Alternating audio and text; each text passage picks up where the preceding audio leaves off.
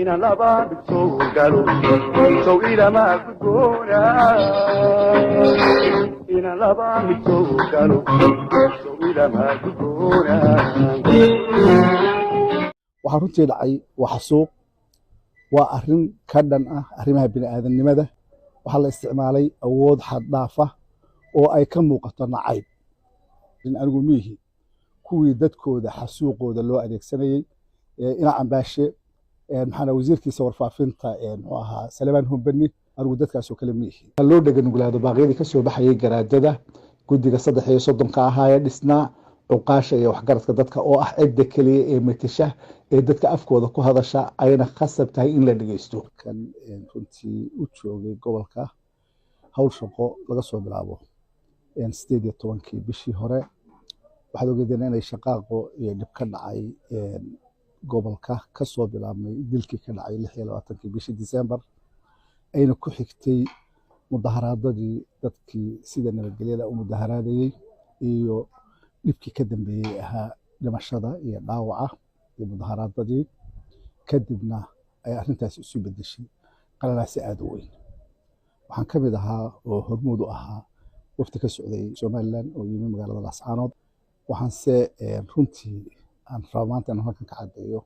tallaabo kasta oo nabadeed oo aanu qaadnay ama xarig kasta oo aanu soo xidhnay inay ka socon waayeen dhinaca madaxweynaha waxaa jirtay markii ay ahayd 6 bisha tan in shir loo ballansanaa oo ay u ballansanaayeen garaadada guddiga 33 ahaa iyo dadka hoggaanka oo ah deegaanku oo ay rabeen inay ku soo xidhaan shirkoodii ayna ku soo saaraan communique ay kaga hadlayaan sida ay u arkaan in xal loo gaadho inay arrintaasi isu bedeshay dagaal gacan ka hadal ah oo magaalada ka dhacay qaabkii loo maamulay iyo qaabkii loo damcay in loo xaliyo kuma qanacsaneen markii xigtayna maalintii labaad annagoo kaashanayna garaadada iyo international community-ga waxaanu bilownay in laga shaqeeyo arrinta oo la isugu yimaado miis wada hadal waxaanu u soo jeedinay madaxweynaha iyadoo arrinta ay nagala shaqeynayeen European Union-ka iyo ergeyga gaarka ah ee waddanka Finland u qaabilsan arrimaha geeska Afrika nabadeynta iyo wada hadalladu in laba qodob la dhaqangeliyo oo xabad joojin in ciidamada xiriirhooda lagu celiyo arrinta iyada ah oo aanu isla qaadanay garaadada oo aanu isla qaadanay international community-ga waxaa arrintaa bari furay oo isla habeenkiiba warka bedelan soo saaray madaxweynaha oo arrintii xabad joojin ku soo koobay sidaad ogtihiin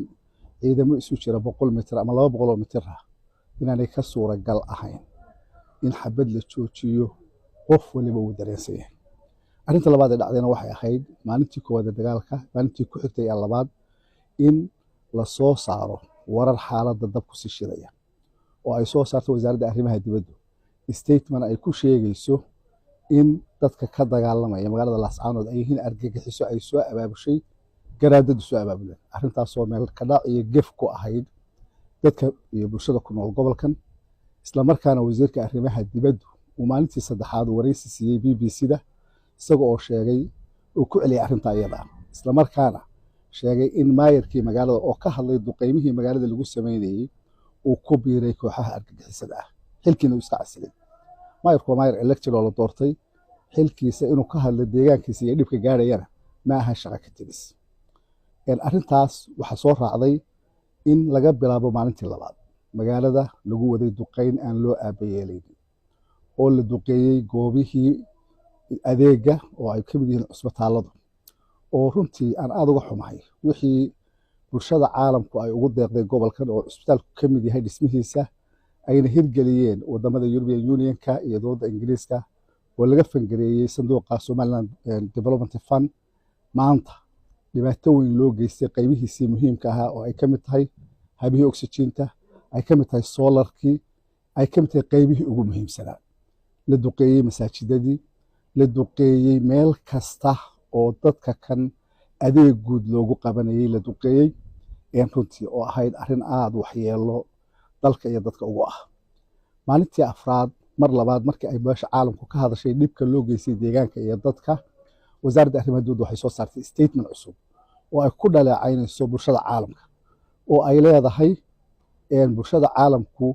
waxay misliir garaynaysaa oo ay si khaldan uga hadlaysaa arrimaha ka socda gobolka sool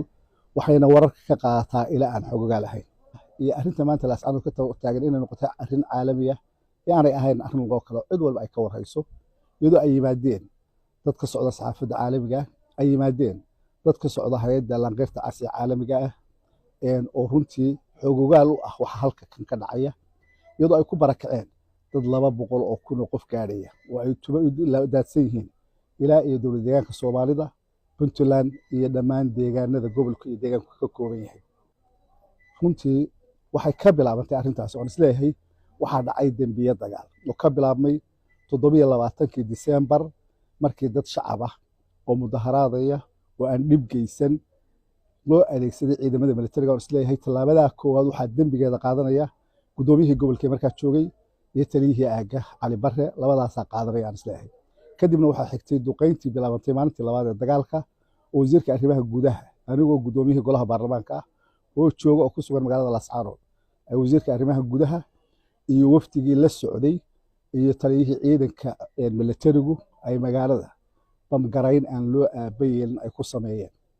isleeyahay waxa qayb weyn ka qaatay arrinta iyada ah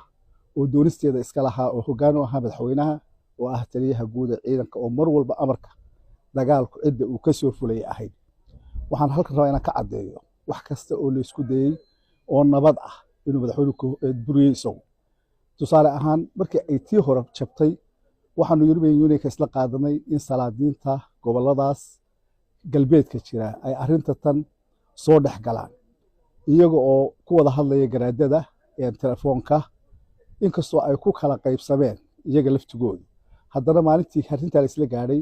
madaxweynuhu wuxuu ku ururiyay madaxtooyada dad isagoo halkaa ka soo saaray inuu salaadiin dirayo inay shir ku qabanayaan magaalada Yugoori iyo in arrintii wada hadal lagu dhameynayo taasoo cid la ogeyd oo la qaadatay haba yaraatee aanay jirin ruuxantii waxaan rabaa halkan inaan ka cadeeyo waxaa jiray hadal hayn badan oo meelaha ka baxaysay oo aniga igu saabsan iyo waxaan halkan u joogo sida aad ogtihiin waxaa meelaha la isla dhex marayaa iyadoo shaki badan la gelinayo joogitaankayga magaalada Laascaanood aniga waxaa laga soo doortay magaalada Laascaanood waxaana i soo doortay shacabkeeda iyadaanan mudanimada baarlamaanka ku metela waxaanan mar walba ku khasbanahay inaan dareenkooda ku shaqeeyo la socdo haddii ay nabad helayaan inaan nabad u doono oo aan nabadda u raadiyo kulana dareen ahaado haddii la dulmiyayana in aan inay istifaacaan iyagu weerar iyo dagaal kuma jiraan kula dareen ahaado oo kula shaqeeyo ninkii intaa iyada ah ay dhib ku noqotana waxaan isleeyahay waa qofaan habeenna jirin arrintaa iyada ah madaxweyne tallaabo kastoo aad qaaday way fashilantay waxaan maanta kugula talinayaa dadkii wada dhashay ee wada deganaa waad kala irdhaysay dhibaato weyn baad u geysatay deegaankii iyo dadkii halkan deganaa maanta wax dambe oo haray ma jiraan sida kaliya iyo badbaadada kaliya maanta jirta waxa weeye oo inaad ciidamada ka saarto maanta oo aqbasho baaqii odayaasha iyo garaadada iyo shirkii ay yeesheen beelaha dega gobolada tan ay yeesheen qodobadoodii inaad maanta fuliso maaha berrito waxaan leeyahay fuli maanta si aanay u dhicin wax ka sii daran arrintaas si aanay u dhicin arrin hirtaayo reebta si aanay u dhicin in dadka deegaanka ku wada nool aadan ugaga tegin colaad raagto oo inaanay dabka kala qaadan aanay u dhicin aad iyo aad baad mahadsantihiin